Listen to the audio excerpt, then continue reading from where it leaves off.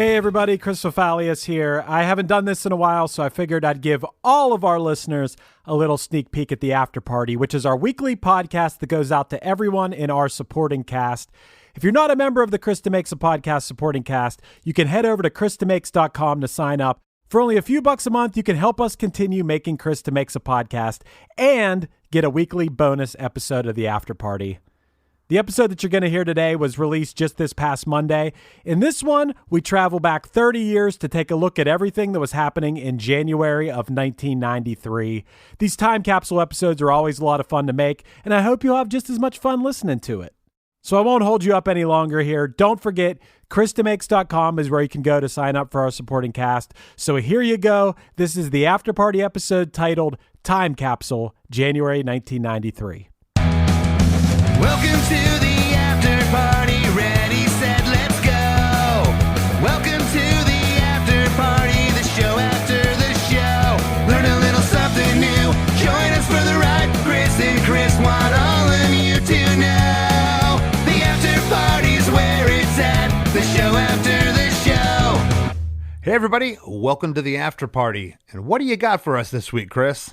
So it's January of 2023 when we're recording this. So I figured we'd go back in time 30 years to January of 1993 to take a look at what was going on. But before we get into that, Chris, do you have any memories of January of 1993?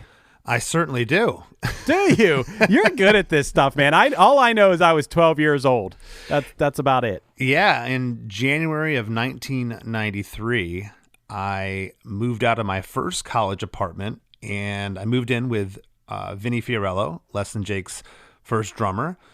Vinny and I lived together, and that's when we did our first jam session with Roger. Would have been in that apartment, Brandywine Apartments, in January of 1993.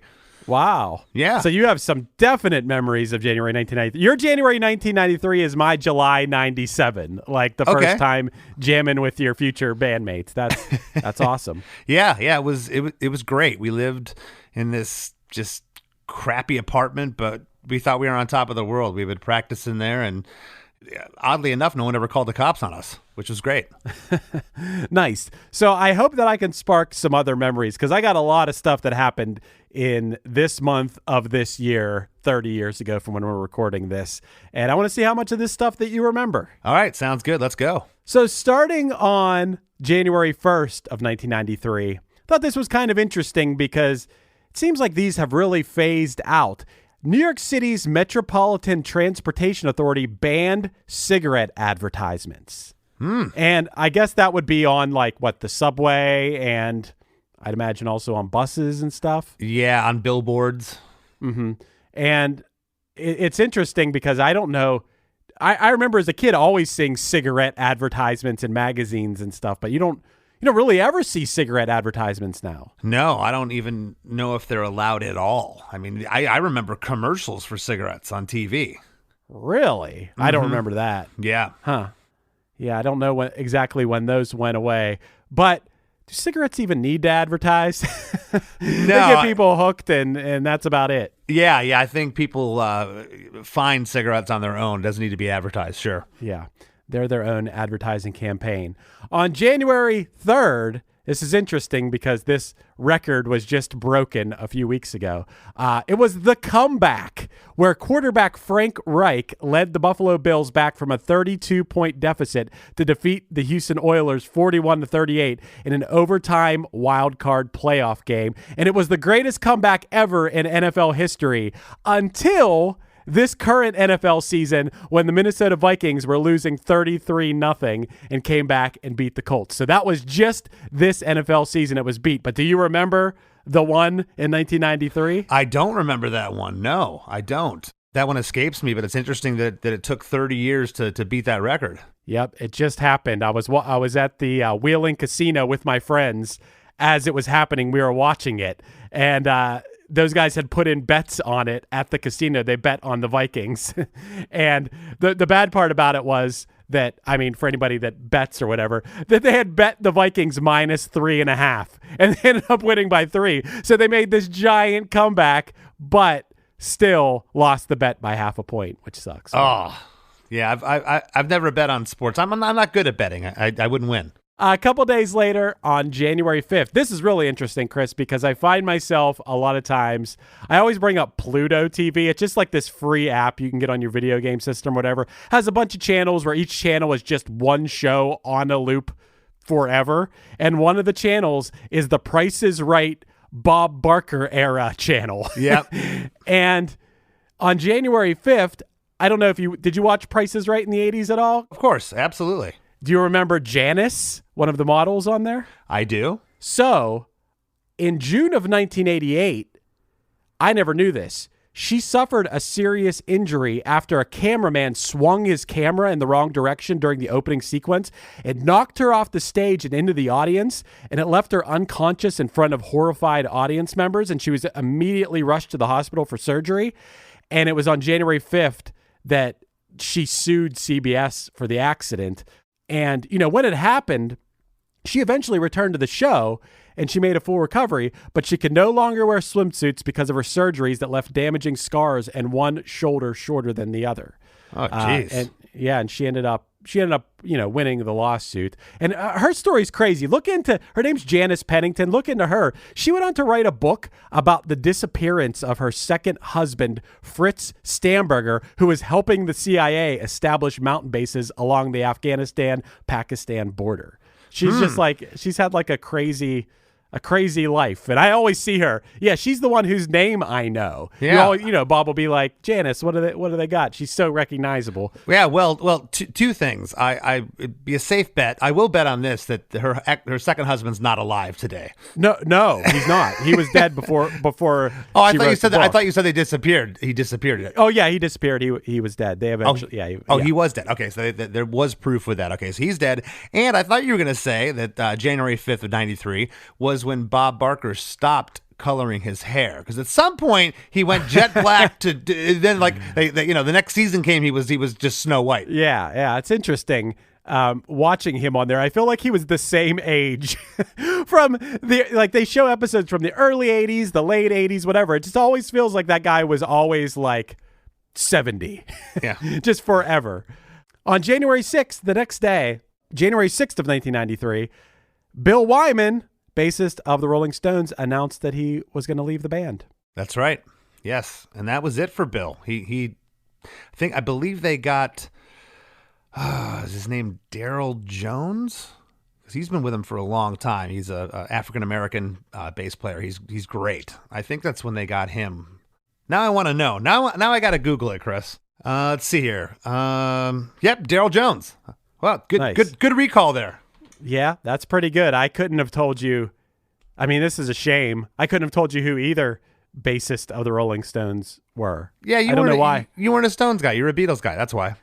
I know, but that's so weird that I didn't know who played bass for the Stones. I figured Bill, by '93, Bill made enough money. He was just like, I'm not doing this anymore. Yeah, that's a long time already. Yeah, he's probably rich beyond his wildest dreams at that point. On January 8th, the Elvis Presley commemorative postage stamp went on sale. I do remember that. I would not have been able to tell you what year or probably even what decade that was. It could have been 80s or 90s, but I do remember that. That feels like something that they've probably done 10 times. I could be wrong about that. I don't know how often they offer commemorative postage stamps, but I don't know. It seems like you could always go there and be like, I'll take the Elvis stamps. I don't know. I'm probably wrong about it. There's some postage stamp collector out there going, what are you saying? Yeah, I'm sure. Yeah.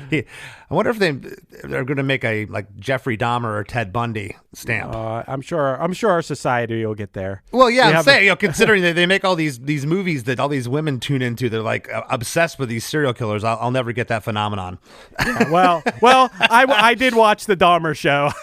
Guilty. I thought it was actually pretty good, but you are right. January 8th as well, same day as the postage stamp, Michael Jordan scores 35 points to hit exactly 20,000 points in his 620th game in the NBA. He was the second fastest to reach that milestone after, you got to guess? Would that be Wilt Chamberlain? You got it. Yeah, nice job, baby. Man. Wilt the Stilt. There we go. Michael Jordan hit that plateau at 20,000 on January 8th, 1993. That same day, NBC offered The Tonight Show to David Letterman. Wow. Yeah, and this is around the time that I feel like I started getting into David Letterman and taping it every night. Letterman and Conan, around this time. January 12th of 1993. It was the 8th ever Rock and Roll Hall of Fame, induction ceremony, and the following people were inducted. Okay, let me think here. So, 25 years prior to that, and did they have the 25-year rule then? I don't know if they did.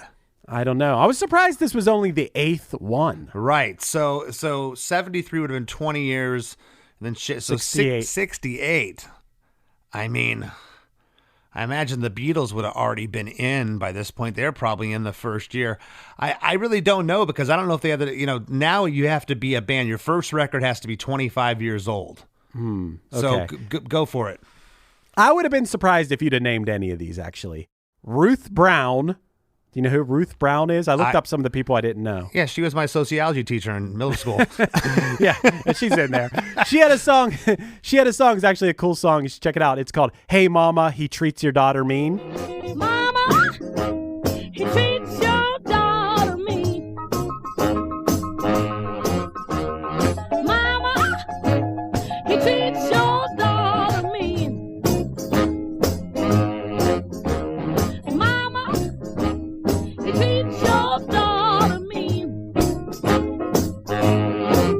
He's the meanest man I've ever seen. Was that the precursor to Mr. T's Treat Your Mother Right? Yeah. When's Mr. T getting inducted? Yeah. Cream. Okay. Creedence Clearwater Revival. The Doors. Etta James. Frankie Lyman and the Teenagers. You know them? You know their song? I probably know the song. I don't recall the band name, though. You definitely know the song. It's Why Do Fools Fall in Love? Oh, of course. Van Morrison. Sly and the Family Stone. Dinah Washington, who sings What a Difference a Day Makes. Cool song. Dick Clark. And Milt Gabler. Wow. And now they were entering a lot of people, inducting a lot of people back then, I think, because it was only the 8th year. Now they only do I think 6 or 7, 8 artists, right? I don't know. You would know better than me. Yeah. That same day, I'll always remember this, January 12th, Mario Lemieux announced that he had been diagnosed with Hodgkin's lymphoma. Yeah, I always remember that. Amazing story. Mario Lemieux, all the things he overcame, won Stanley Cups, was the best player in the world. I can't believe they haven't made the Mario Lemieux movie yet, and I'm wondering who's going to play him when they finally make it, because his story is incredible. I would love if you played him, and I'm going to nominate you. Yeah, let me play him. Dude, his story is amazing because not only did he overcome cancer and serious injuries and win Stanley Cups and win scoring titles and whatever, he also then went on to save the team, like buying the team when they were going to try to move him out of the city. His story is incredible. He's one of the biggest Pittsburgh heroes of all time. He's awesome.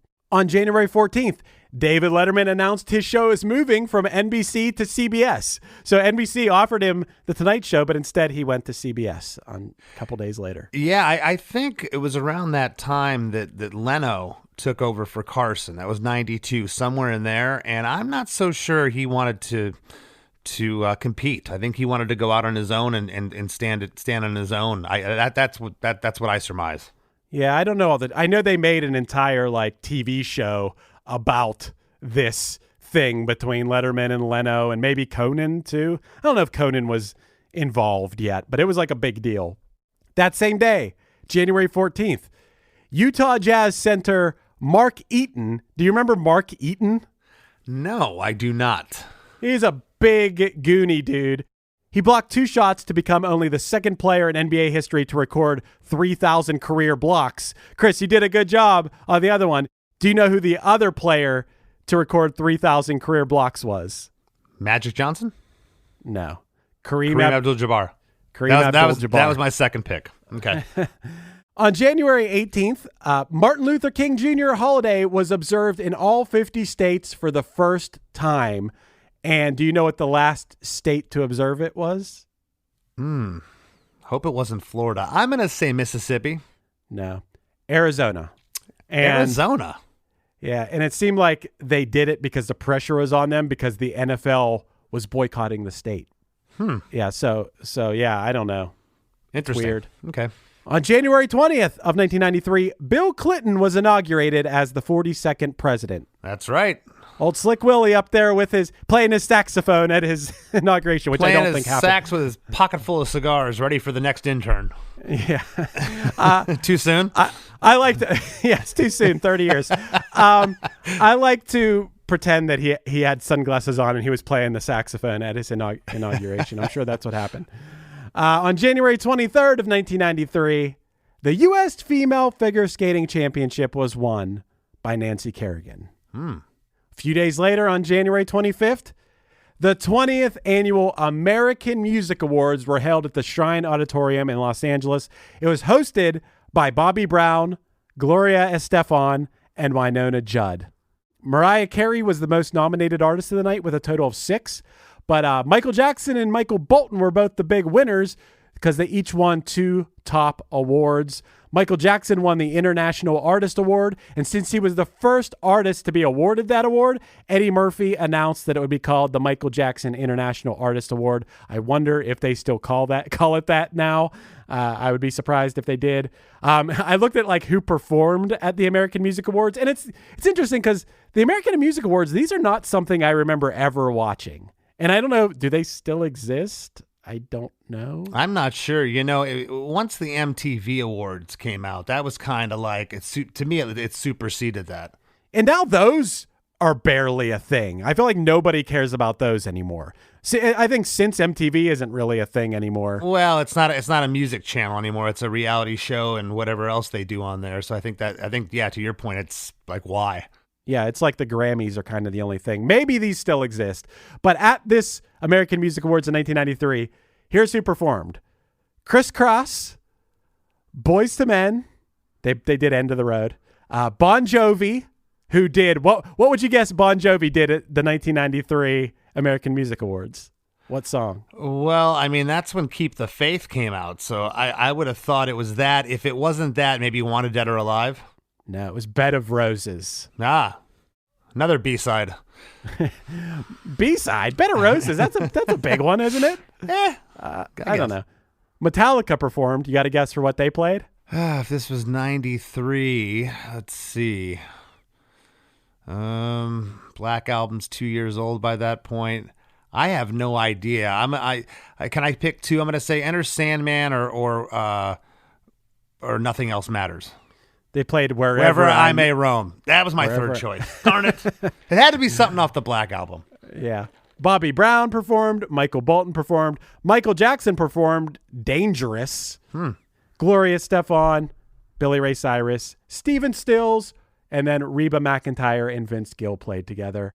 I looked at one thing I thought was funny was that in the category of favorite pop/rock band /duo/group, Genesis won, and they beat Criss Cross and U2. Yeah, there's only 3 people nominated in each category in this. I thought that was strange. And then on January 31st, Super Bowl 27 went down at the Rose Bowl in Pasadena, where the Dallas Cowboys beat the Buffalo Bills 52-17, and Troy Aikman was the MVP. That's a spanking in a Super Bowl. Yeah, for sure. I took a look back at what was going on the Billboard charts on the week of when we're recording this right now, January 23rd. January 23rd of 1993.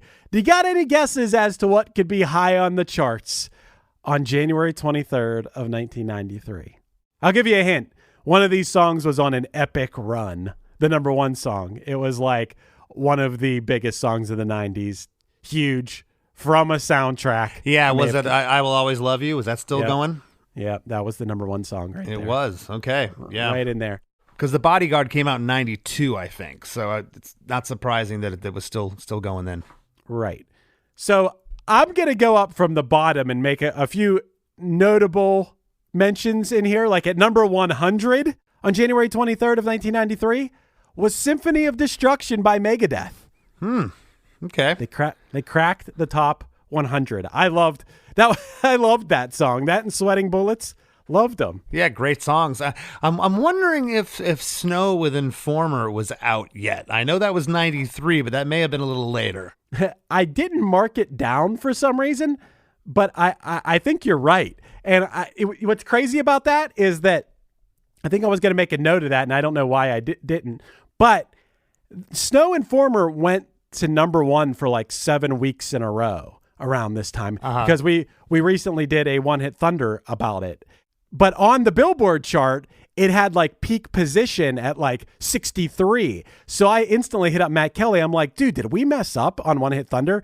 And then he told me, no, when you look at the chart, that's just up to that point where its peak position was, not all time. So I was like, oh, okay, that makes sense. But yes, you're right. I think it was on here, and I think it was like in the 60s range. So that's a good call too. Okay.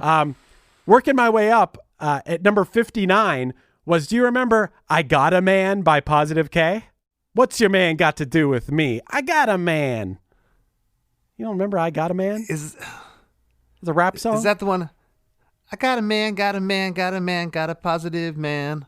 Or is that you know what song I'm talking about? Yeah, you're thinking of What a Man. You're thinking about What a Man by Salt and Pepper. Yeah. What a man, what a man, what a mighty good man. Yeah. No, it works though. What a positive man. It works. What a positive man. Yeah, no. Incredible mashup though. You're like the new Girl Talk with that mashup. So no, I don't remember that song. Yeah. What's your man got to do with me? I got a man. I'ma break it down and do whatever I got to do. I'll tell you now, I got eyes for you. You got eyes, but they're not for me. You better use them for what they're for, and that's to see. You know what's the problem? Youngest of learning. I'm Big Daddy Long stroking your man's Pee Wee Herman. I got a question to ask you, truth. Are you a chef? Cause you keep feeding me soup. You know what they say about those who sweat themselves. You might find yourself by yourself. I'm not waiting because I'm no waiter. So when I blow up, don't try to kick it to me later. All them girls must got you gas. Or when they see a good thing, they don't let it pass. Well, that's okay. You see if that's their plan. Cause for me, I already got a man. What your man got to do with me? I got a man. I'm not trying to hear that, see? I got a man. What your man got to do with me? I got a man. I'm not trying to hear that. What am I? At number 31, Little Miss Can't Be Wrong from the Spin Doctors. Ouch. And number 30, End of the Road from Boyz II Men, which eventually went on to peak at number 1. And number 28, now there's a bunch of great songs right in this area. Number 28, No Ordinary Love by Sade. Oh, that is such a good song. Another really great song that I have to add to my playlist because I was like, damn, I forgot about that song. Would I Lie to You by Charles and Eddie. You know that one? No, the only Would I Lie to You songs were the Eurythmics. Would I lie to you, honey? I don't know what this song is. Dude, you would know it. It's da-na-na-na-na-na-na, da-na-na-na-na. Would I lie to you, baby? Would I lie to you?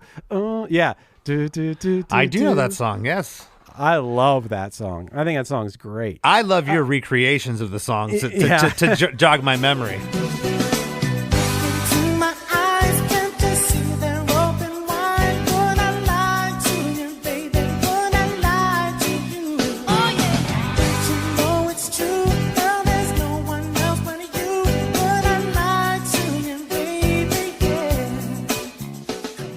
Number 25, this seems like a song you would like. Love Is on the Way by Saigon Kick. Not one of my favorites. Love the band, but yeah, that was the song that was, you know, do you want the big ballad hit to propel you to the top of the charts, but then you're forever known for that? And it's kind of like when you're typecasted as an actor, you know, you'll forever be Marsha Brady. You can't get out of that role. So didn't really care for the song. Good song. Didn't care for it. And number 24, you just mentioned her former band, Walking on Broken Glass by Annie Lennox. Cool song. And number 23, my favorite Duran Duran song, Ordinary World. Mine too. I think that song's just one of the most perfect pop ballad songs ever written. Love it. But I won't cry for yesterday. There's an ordinary world. Somehow I have to find. Number 22, past Chris DeMakes a podcast guest, Glenn Phillips, and his band Toad the Wet Sprocket with Walk on the Ocean. Yeah, that was the other choice. I love that song. And number 17, had to make note of this one, song I love, Mr. Wendell by Arrested Development. Nice. I like that one. Yeah, that's a really good song. I like it, and I may have mentioned this before. I had a high school history teacher named Don Wendell. Nice. Yeah. Mr. Wendell. Mr. Wendell. It's nice when you have a personal connection to it. I have a friend named Jeff Wendell, so it always makes me think of him. And number 13, 7 by Prince. I don't know what that song's about. 07, gonna watch it and fall. I don't know what that means. Probably some kind of religious imagery or something. There's probably some sort of 7. And number 10, I Die Without You by PM Dawn. And number 9, A Whole New World from the Aladdin soundtrack by Peebo Bryson and Regina Bell. And number 8, I don't think I even remember this Madonna song, Deeper and Deeper. No. It hit number 8, and neither of us remember it. No. What album would that have been off of? Oh, I don't know. That might have been like a song recorded for, didn't she do something called the Immaculate Collection at some point? And it would have been around that time. Was that like a greatest hits type thing? Yeah, I believe so. Yeah, and a lot of times they'll tack on an extra studio track or something on that, because that was after, what was the album? Like a Prayer? Chris, I just looked it up, and it's actually on her album Erotica. Ah, okay. That was the one after Like a Prayer, I guess. I missed that one. Remember she made that book?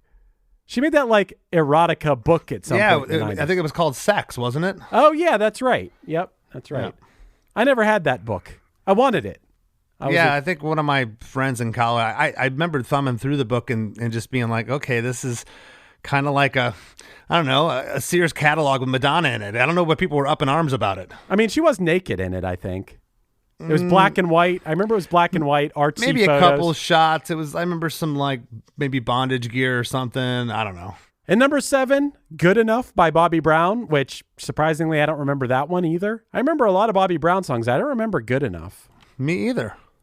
And number 6, Rhythm is a Dancer from Snap. I probably haven't thought about that song in 30 years, but that song was huge. Rhythm is a dancer, it's a soul's companion.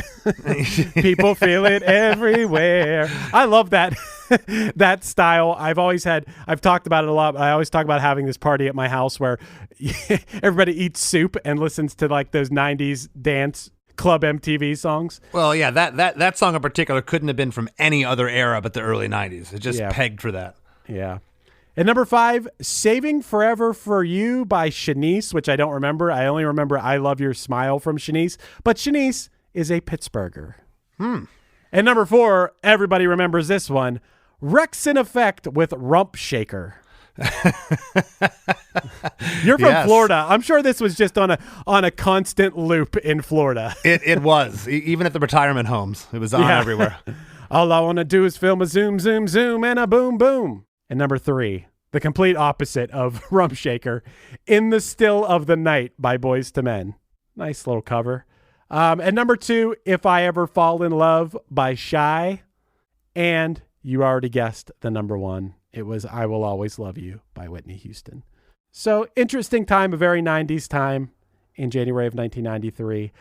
Around this time, the top movies playing were, the number 6 movie at this time was Leprechaun.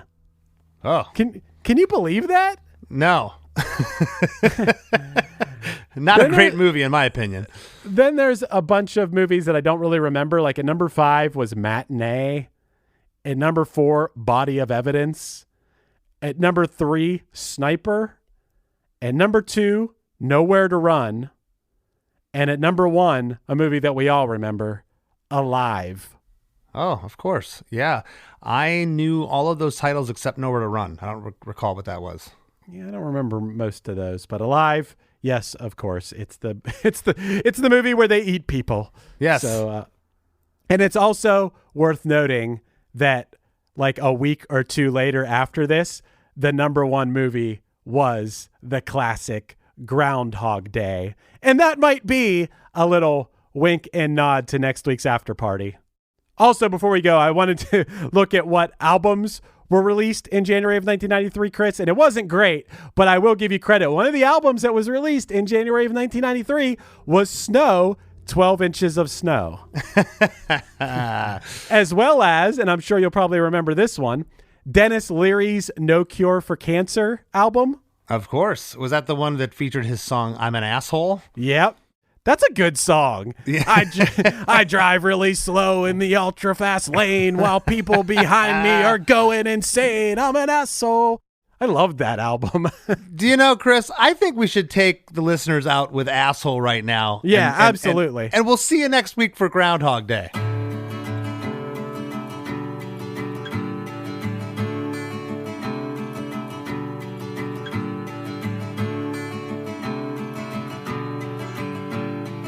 Folks, I'd like to sing a song about the American dream. About me.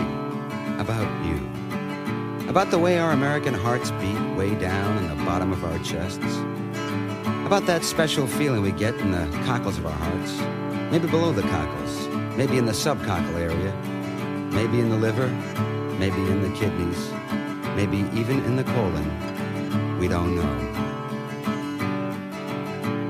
I'm just a regular Joe with a regular job. I'm your average white suburbanite slob. I like football and porno and books about war. I got an average house with a nice hardwood floor. My wife and my job, my kids and my car. My feet on my table and a Cuban cigar. But sometimes that just ain't enough to keep a man like me interested. Oh no, no way. No, I've gotta go out and have fun at someone else's expense. Oh yeah. Yeah. I drive really slow in the ultra fast lane while people behind me are going insane. I'm an asshole, I'm an asshole, I use public toilets and I piss off. I hope you all enjoyed that little sneak peek at an after party episode. Don't forget to head over to ChrisDeMakes.com to sign up for our supporting cast. We depend on the support of listeners like you to keep this show alive. So for those of you who are already members, thanks so much. And for all of the future members out there, thanks in advance for heading to ChrisDeMakes.com and becoming a part of our supporting cast. I'm an asshole, I'm an asshole, maybe I shouldn't be singing this song, ranting and raving and carrying on. Maybe they're right when they tell me I'm wrong. Nah, I'm an asshole.